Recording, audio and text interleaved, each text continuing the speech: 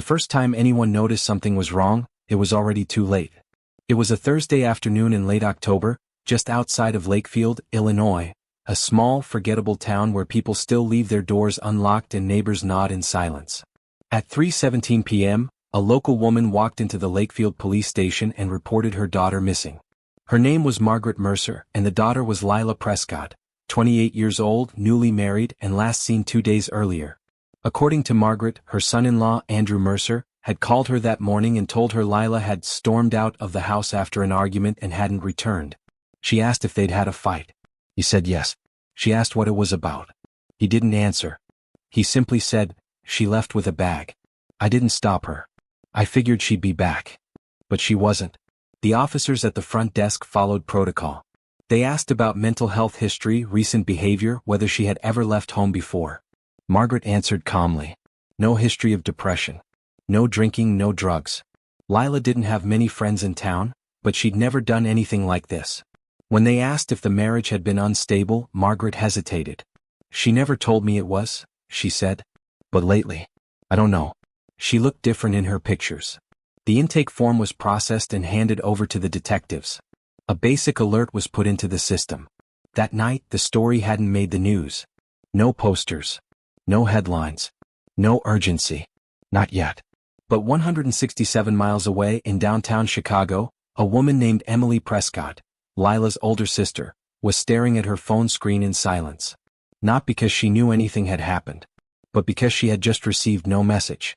And that silence, after weeks of too many messages, had become deafening. Emily lived alone in a small apartment above a convenience store. The rent was manageable, the neighborhood quiet, and the walls thin. She had moved there 2 years ago after leaving Lakefield without a word. No goodbye to her parents. No explanation to her neighbors. And no contact with her sister. She worked as a junior designer for a small interiors firm. Her days were color palettes, fabric samples, floor plans, and coffee she rarely finished. She didn't post online. Didn't text much. Her coworkers thought she was polite. Withdrawn. A little too quiet. But dependable.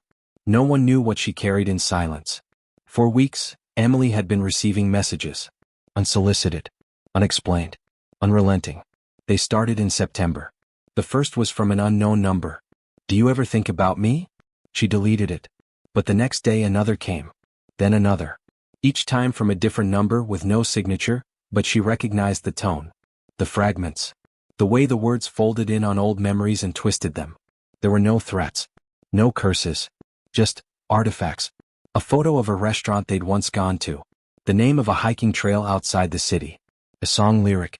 A coffee order. "It tasted better when you ordered it. Remember that lake? We were better when it was quiet." She never replied. She only blocked. Then backed up her phone. Then began keeping track. Her name wasn't in the messages. But the sender didn't need to sign it. She knew it was Andrew Mercer. Her sister's husband. They hadn't spoken since the breakup. Not after he ended things 4 years ago with a single call. No explanation. No closure. Just silence. A week later she left Lakefield. She never told Lila why. And now, 2 years into Lila's marriage, here he was. Reaching out again. Uninvited. Unwelcome. Unchanged. Emily didn't tell anyone at first. Not her boss. Not her neighbor. Not even Lila. Especially not Lila. Their relationship had always been distant. Lila had been the warm one. The sweet one. The one everyone liked. Emily was quiet. More observant than expressive. She never told people when something hurt. She just carried it until it didn't move anymore. So she stayed silent. She screenshotted the texts. She saved them to a folder named Just in Case. And when the voice messages started, she downloaded a call recorder. By October, the messages had grown intimate. Andrew's voice, calm, breathy, told her he missed her. That his marriage was a mistake. That Lila wasn't what he thought. That he made a choice but not the right one. Emily never answered. Not once. But she saved every word. And then came the one message that unsettled her most. "If she wasn't in the way, I'd be there tomorrow." She read it 10 times.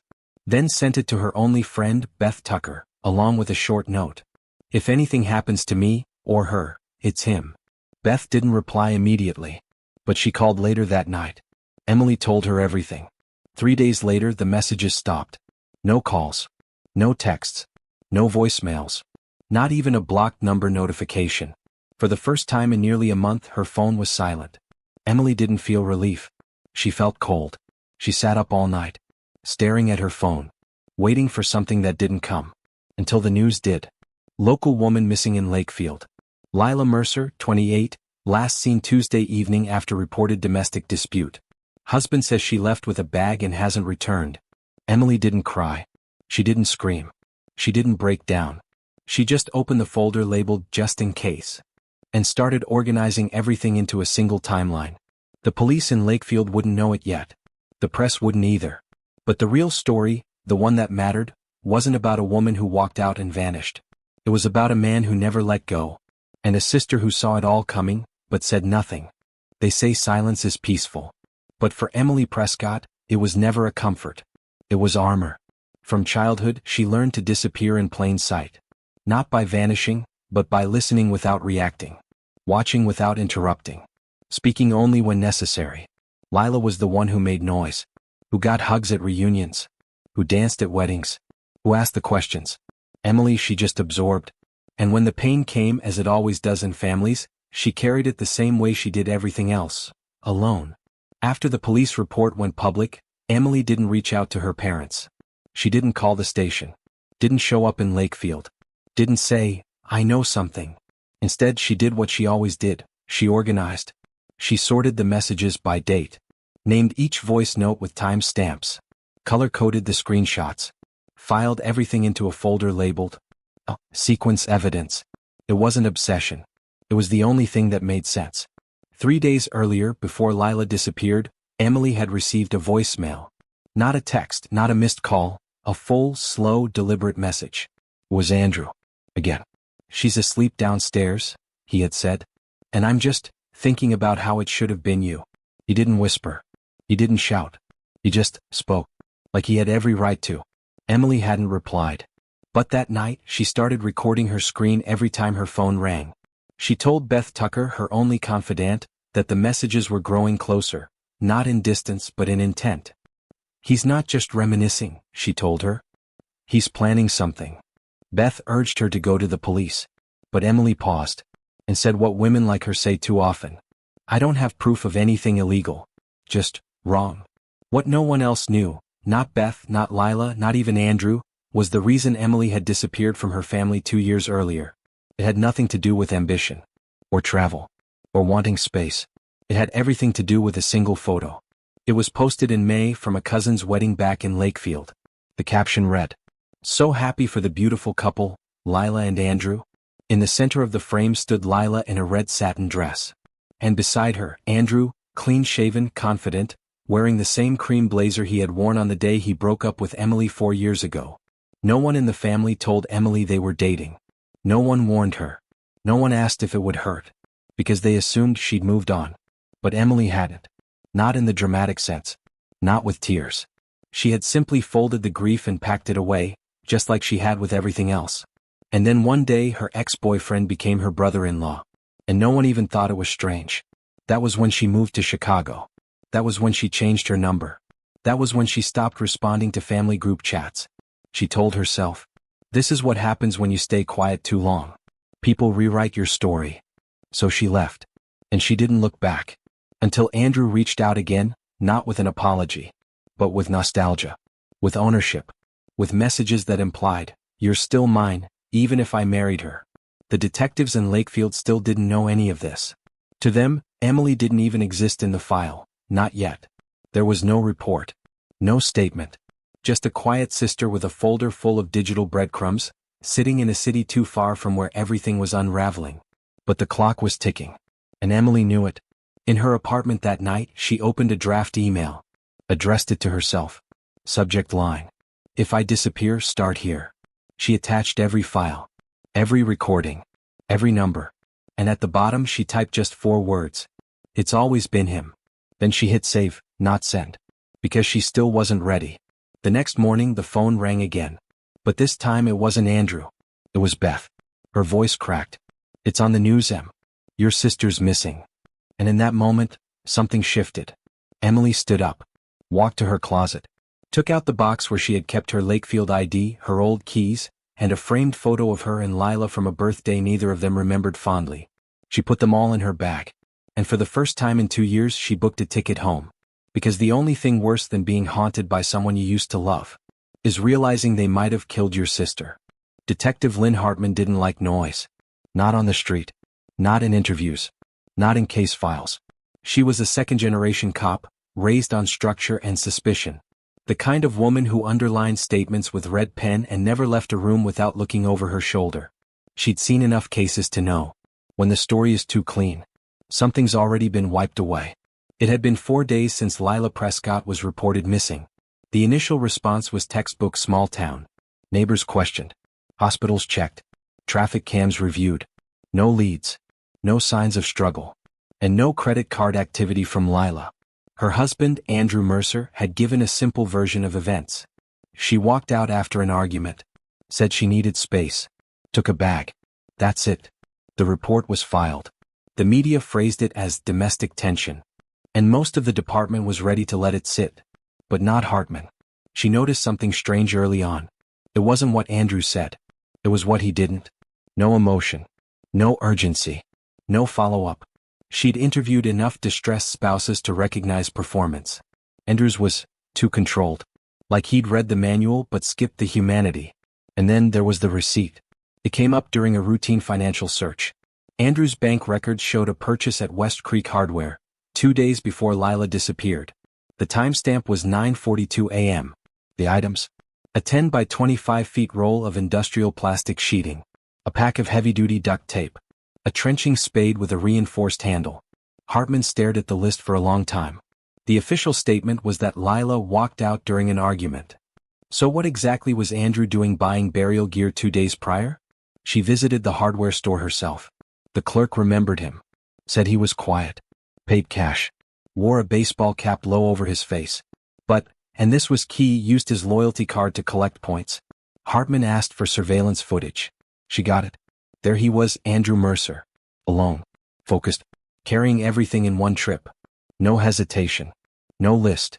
Like he'd planned it before he stepped inside. She called him in for a second interview.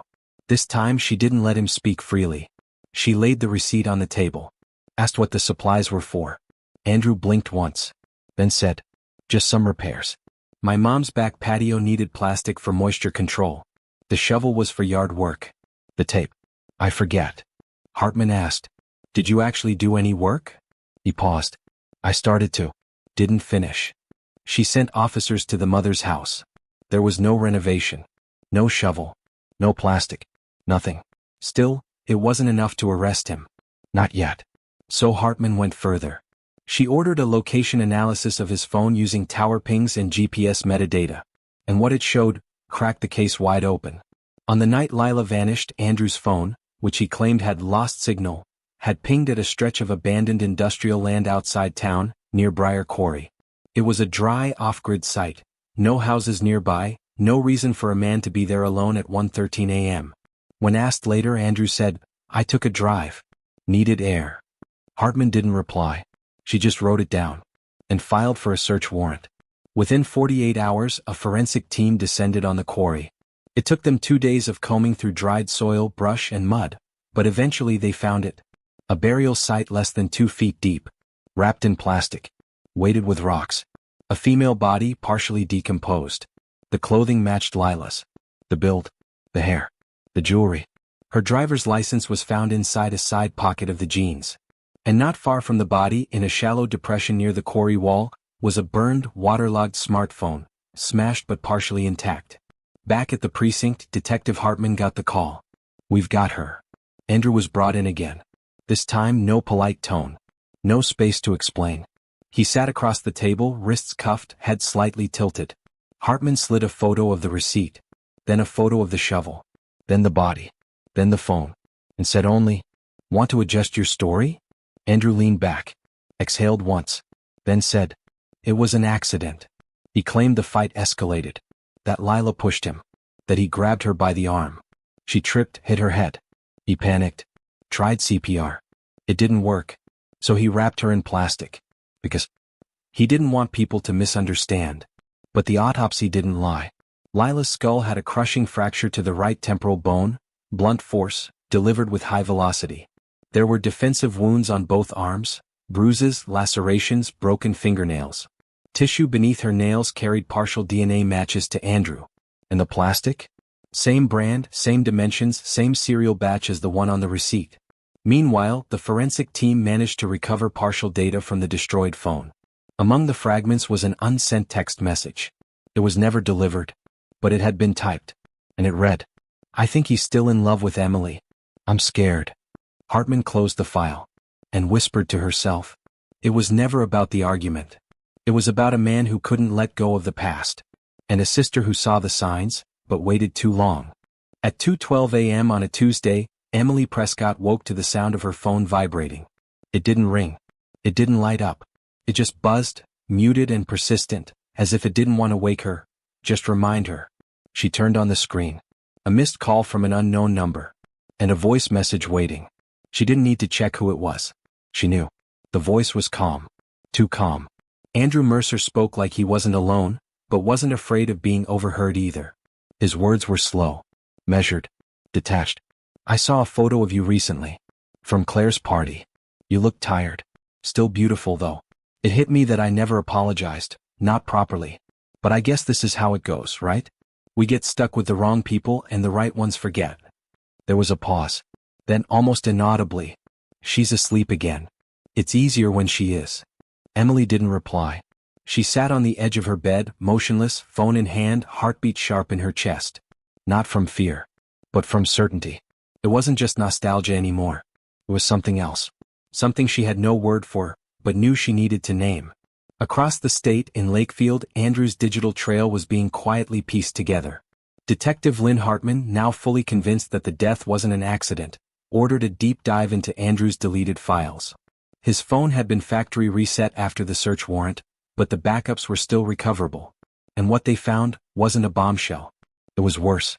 It was a pattern. Over the course of 3 months before Lila's disappearance, Andrew had used multiple burner apps to contact Emily from untraceable numbers. He downloaded a voice modulation app, but never used it. He'd visited Emily's LinkedIn profile 14 times, all in incognito mode. He subscribed to a private call recording service. And he'd Googled, how to retrieve deleted voice messages. Best places to hide a body in northern Illinois. How long after a head injury can someone die in their sleep? Emily hadn't known any of that. She only had the voicemails, the texts, and the growing sense that Lila wasn't just in danger, she was in the way. Back in the apartment, Emily finally played the message again. This time she wrote it down, word by word. Then she filed it under a new folder. Escalation. She knew she couldn't prove a threat. But she also knew, intent isn't always loud. Sometimes, it whispers just enough to chill your spine and still remain admissible in court. The final message came 2 nights before Lila vanished. It was short, tense, almost cruel. "I keep thinking, if it were you I wouldn't feel this stuck." Emily saved it. Sent it to her friend Beth. Then to her own backup drive. That night she typed a message to Lila. But didn't send it. Read, "Call me. Don't ask why. Just call." She watched the blinking cursor. And closed the app. Because some silences aren't cowardice. They're self-protection disguised as restraint. And Emily had learned, painfully, that stepping in uninvited even to protect someone you love, could just make things worse. But it was already worse. She just didn't know how far it had gone. Back in Lakefield, Detective Hartman brought in a digital behavior analyst. They laid out Andrew's phone history alongside Emily's.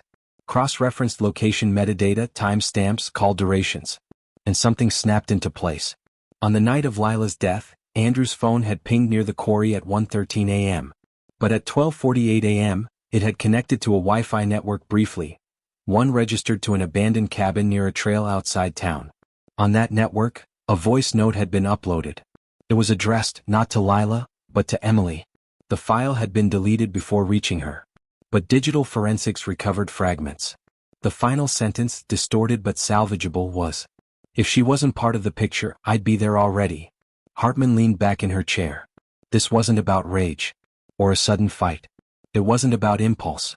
It was about removal.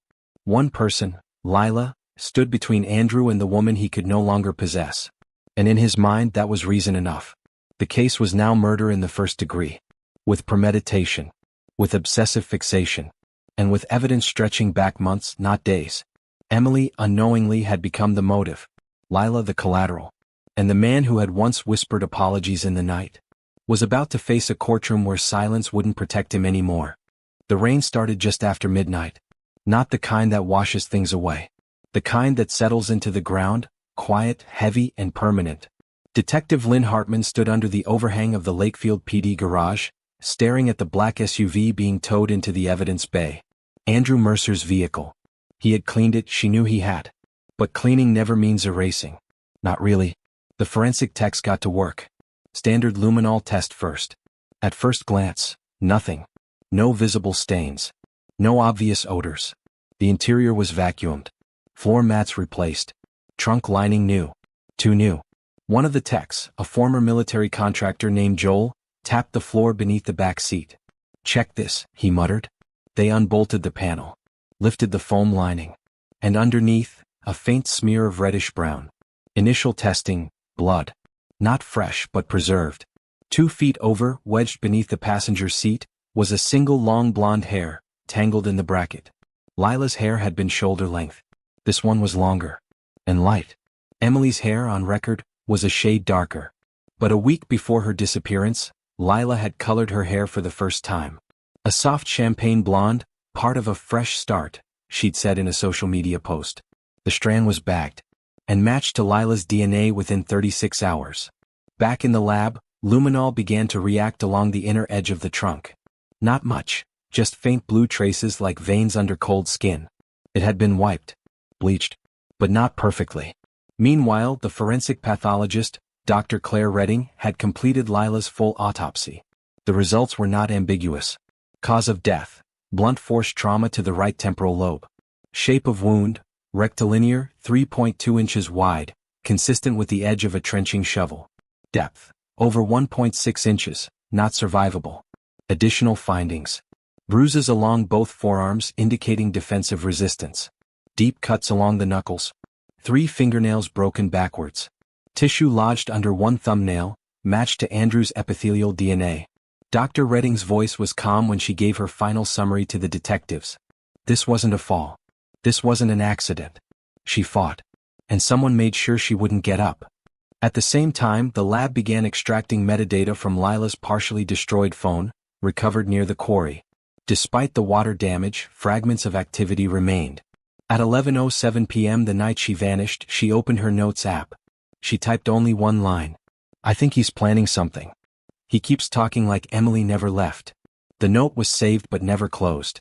Which meant she never had time to hit backspace. Detective Hartman gathered the final pieces. The shovel, confirmed same dimensions as the wound.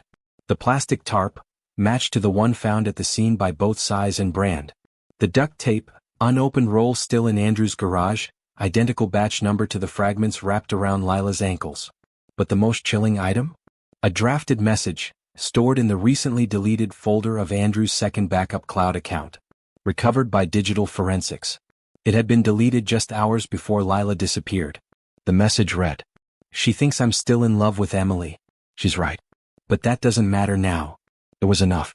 Hartman filed her recommendation for murder with premeditation, obstruction, and unlawful disposal of a body. And as she signed the final page of her report, she scribbled in the margin, "Emily was never the threat.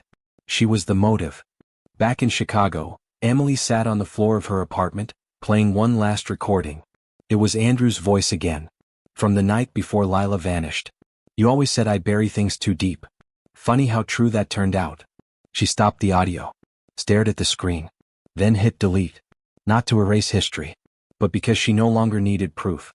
Now someone else was listening. And this time they had a warrant. The courtroom in Will County Superior Court was modest. No grand chandeliers. No gallery gasps. Just polished wood humming fluorescence, and a quiet that felt too intentional. Emily Prescott stood near the door, waiting for her name to be called. She wore a dark gray blouse, her hair pulled back in a loose bun. No makeup. No jewelry. The only thing she carried was a small external hard drive in her coat pocket, labeled in her handwriting, "Chain of Custody EP." She wasn't required to testify. She hadn't been charged. She could have remained anonymous, just another quiet sister from another true crime headline. But silence had brought them here. And this time she wouldn't let it finish the story. Across the room sat Andrew Mercer in a navy suit 2 sizes too big, flanked by his defense attorneys. He didn't look at her. Not once. The prosecution had already presented its timeline. The purchase receipt for the tarp, tape, and spade. The blood traces found in his car. The shovel wound matching autopsy measurements. The DNA under Lila's fingernails. The deleted voice notes recovered from his cloud account. They laid it out cold, without embellishment. But something was still missing. Motive? What? Why now? Why her? That was where Emily came in. She walked to the stand without hesitation, placed her hand on the Bible, took the oath, and sat down with her palms flat on her knees. The prosecutor started gently. Miss Prescott, can you tell the court when you last spoke to your sister? Emily inhaled slowly. Directly? Over 2 years ago. Indirectly, the week she died. How so? She didn't say it. But the messages I was getting weren't meant for me alone. They were a warning. The room stayed still. From who? Andrew Mercer. She described the first message. Then the second. Then the pattern. She handed over audio files. Screenshots. Time-stamped recordings of calls, sometimes lasting less than a minute, where she didn't speak, but he did. He'd call at 1 a.m., 3 a.m. Sometimes he'd say nothing. Sometimes he'd talk about old vacations. But it always ended the same way, with regret. And possession. Possession. He didn't miss me. He missed the version of me that couldn't say no. When asked if she ever confronted Lila, Emily looked down for the first time. I wrote her a message once. Told her to call me. I deleted it before sending. Why? Because I thought it would sound like jealousy. And because I was afraid she wouldn't believe me. There was no tremble in her voice. Just quiet clarity. The defense tried to cut through. They questioned her timing. Suggested the messages weren't threatening. Claimed Emily had a personal stake in seeing Andrew suffer. Emily only replied with one sentence. If I had wanted revenge, I would have spoken sooner. I stayed silent because I didn't want to be part of this. But he made me part of it anyway. When the prosecution asked for the hard drive, she handed it over. Inside, 17 saved voicemails, 38 screenshots, 6 recorded calls. One folder titled, She Wasn't Imagining It. The final file. A voice note from Andrew, timestamped 3 nights before Lila's death. His voice low, almost inaudible. You don't get to choose who I love. She tried to make me forget. But I won't let her stand in the way. The courtroom was silent when it played. Not because it was shocking, but because everyone had heard that tone before. In someone they overlooked, excused, or rationalized. And now there was no one hearing it. The forensic analyst followed. She broke down the deleted data. How the messages were recovered. How the voice memos were backed up at 12:48 a.m. How the same cloud account had stored a folder labeled Emily_recordings, accessed 2 hours after Lila's last known activity. The medical examiner concluded. Confirmed the impact wound was not survivable. Confirmed the resistance injuries were defensive. Confirmed that Lila had fought, and lost. And finally, Detective Lynn Hartman took the stand. She walked the jury through the entire chain of investigation. From the receipt, to the quarry, to the autopsy, to the data, to Emily. And in her final words, we never found a murder weapon.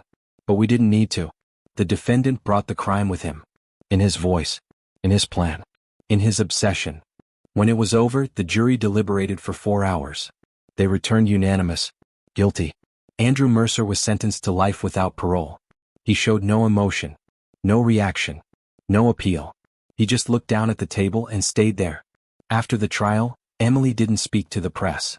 She left the courthouse through the side exit, alone. Beth waited outside but didn't say anything. She just handed Emily an envelope. Inside was a photo. Lila and Emily, aged 10 and 13, eating melted ice cream on a porch in late summer. Both of them smiling. Not because they were close, but because that moment was too simple for distance. On the back, Beth had written, "You were the last one who listened." In the weeks after the verdict, the story disappeared from headlines. No follow-up interviews. No made-for-TV specials. No viral posts. Just a small column in the Will County Tribune titled, "Mercer Sentenced, No Appeal Filed." And that was it. Lila Prescott's funeral was private. Only family, a few neighbors, and a pastor who kept his remarks brief. There were no flowers from Andrew's side. No mention of his name in the eulogy. No photos from the wedding day. Just a childhood portrait set beside a candle that burned for exactly 2 hours. Then it went out. And no one relit it. Her parents didn't speak to reporters. Didn't ask for new laws. Didn't campaign or blame. They just went quiet. The kind of silence that doesn't come from grief. The kind that comes from shame, not for what they did, but for what they ignored. Emily stayed in Chicago. She never returned to Lakefield. She kept her job. Took on fewer clients. Moved to a smaller apartment with fewer windows. She never changed her number. But the calls had stopped anyway. Sometimes at night she'd play the last voicemail. Not to remember, but to remind herself. She had heard it. And she hadn't been wrong. She never gave another testimony. Never spoke to true crime shows. Never published a memoir. But she did write one thing. A document. Unpublished. Untitled. Stored in a locked folder on her laptop. Password. Lila 1989. It begins like this. She was never supposed to be part of it. She never asked. Never reached. She only loved the man I couldn't unlove. And for that she died. The house Lila once lived in was sold within 6 months. Neighbors said the couple next door never made eye contact again. One of them, an older woman named Joyce, left a bouquet on the sidewalk after the moving truck pulled away. Attached was a card that read, "I saw. I just didn't know what I was seeing." Detective Lynn Hartman filed her final report and requested reassignment. Not because of burnout, but because the case had changed something in her, quietly, permanently. She told a colleague later, "I used to think danger shouted. Now I know it whispers. And it waits." As for Andrew Mercer, he was transferred to State Correctional Facility Unit C. He didn't request visitors. Didn't speak at sentencing. Didn't file an appeal. The only recorded statement he made was during intake. "I didn't mean to hurt her. I just couldn't keep pretending." He now spends 23 hours a day alone. 1 hour outside. No contact. No access to email.